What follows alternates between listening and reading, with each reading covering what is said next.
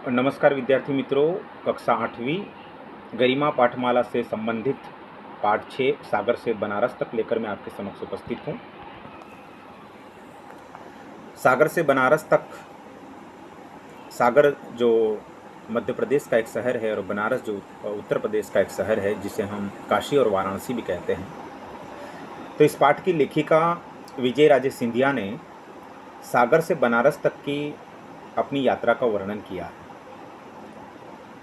विजय राजे सिंधिया ने स्वयं ही इस पाठ को कलमबद्ध किया है।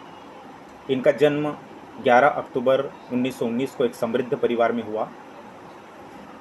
उनका विवाह ग्वालियर के राजा जीवाजीराव सिंधिया से हुआ। पहले स्वतंत्रता आंदोलन में, फिर जनसंघ और भारतीय जनता पार्टी से संबंध रखकर इन्होंने भारतीय राजनीति में सक्रिय भूमिका निभाई। कई दशकों तक लोकसभा की ये सदस्य भी रही।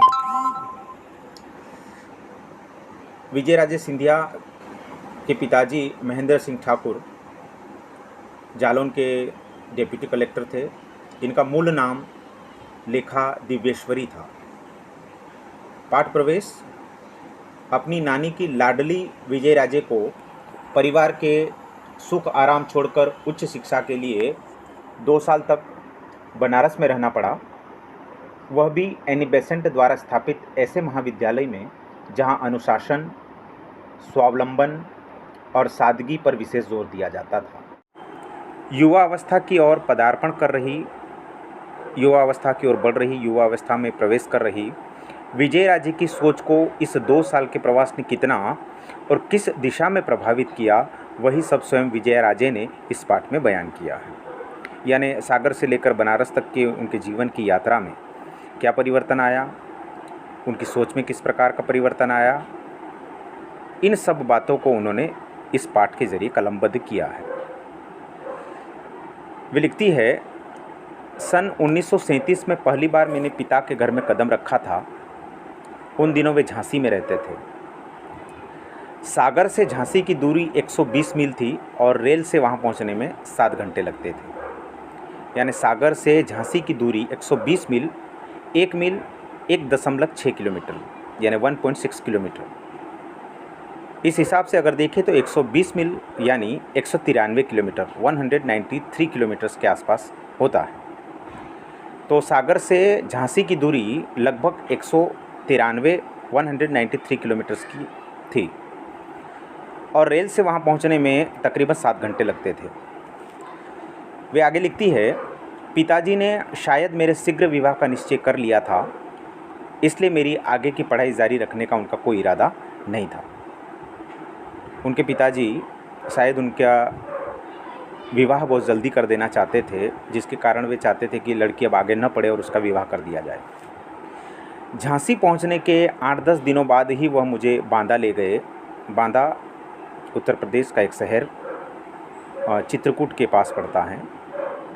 चित्रकूट यहाँ से निकट है। इन दोनों नगरों के बीच की दूरी लगभग 120 मील है। उतनी ही दूरी 193 किलोमीटर सागर से झांसी की जितनी दूरी है, उतनी ही झांसी से बांदा की दूरी है।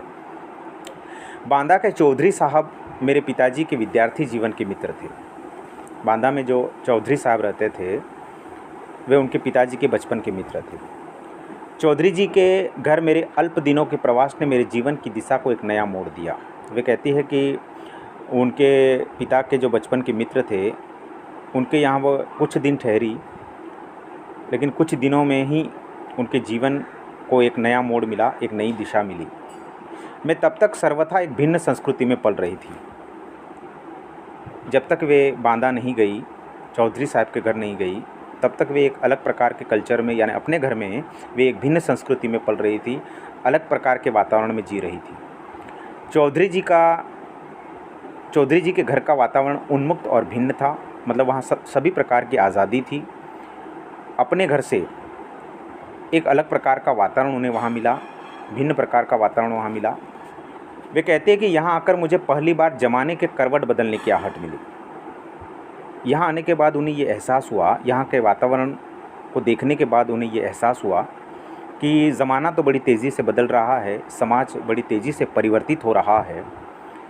मेरे मन में भी एक संकल्प जागा कि मुझे भी रूढ़िगत पुरानी धारणाओं को तिलांजलि देकर परिवर्तन के नए युग के स्वागत के लिए तैयार रहना चाहिए।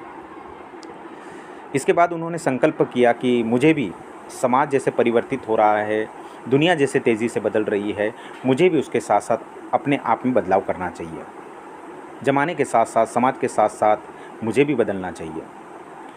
चौधरी जी लड़के और लड़कियों को पढ़ाने लिखाने के समान रूप से पक्षधर थे। उनके पिता के जो मित्र थे चौधरी साहब, वे लड़के और लड़कियों में कोई भेद नहीं करते थे, वे दोनों को समान रूप से शिक्षा देने के पक्ष में थे। अतः उन्होंने आग्रहपूर्वक सलाह दी कि मुझे कॉलेज में दाखिला लेकर उच्च शिक्षा प्राप्त करनी चाहिए। उन्होंने लेखिका को आग्रह किया कि आपको कॉलेज में एडमिशन लेकर आगे की पढ़ाई जारी रखनी चाहिए, उच्च शिक्षा प्राप्त करनी चाहिए। इस विषय में उन्होंने मेरे पिताजी से भी बातचीत की। लेखिका कहती है कि इस विषय में उन्होंने उनके पिताजी से भी बातचीत की। थियोसॉफिकल सोसाइटी की संस्थापिका एनी बेसेंट के बहुत बड़े प्रशंसक थे। उन्होंने पिताजी से वचन ले लिया कि मुझे एनी बेसेंट द्वारा बनारस में संचालित महिला कॉलेज में दाखिला दिलवाएंगे। इसके लिए उन्होंने कॉलेज की प्राचार्य को पत्र लिखकर नामांकन के लिए सामग्री भी मंगवा ली और फॉर्म भरकर भिजवा भी दिया। इस प्रकार लेखिका ने कॉलेज में एडमिशन लिया, कॉलेज में उनका दाखिला हुआ, उनके पिताजी के मित्र चौधरी साहब की वजह से।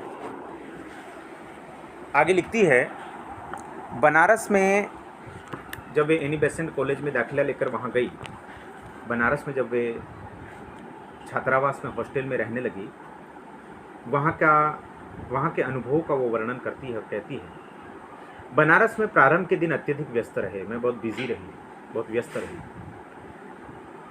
छात्रावास का जीवन मेरे लिए एकदम नया था।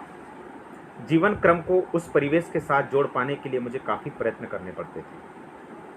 वे लिखती है कि छात्रावास का जीवन मेरे लिए एकदम नया था और वहाँ उस परिवेश में, उस वातावरण में अपने आप को ढाल पाना मेरे लिए काफ़ी कठिन हो रहा था और मुझे काफ़ी प्रयत्न करने पड़ रहे थे। मेरे लिए यह पहला अवसर था, पहला मौका था जब मैं अकेली रहने लगी थी। मैंने अब तक तो वो परिवार के साथ रहती थी, ये पहला अवसर था, ये पहला मौका था जब वो परिवार से दूर अकेली रह रही थी। एकाकी जीवन से मैं परिचित नहीं थी, अकेले रहने की मैं आदी नहीं थी, मुझे आदत नहीं थी, मैं कभी अपने परिवार से अलग नहीं रही। फिर भला अभ्यस्त कैसे हो पाती, उस जीवन से मैं आदी कैसे हो पाती। घर का एक न एक व्यक्ति सदैव मेरे साथ रहता था, मेरे सारे काम नौकर किया करते थे, वहाँ अपना काम मुझे खुद ही करना पड़ता था। सागर के मेरे मकान की अपेक्षा छात्रावास बहुत छोटा था।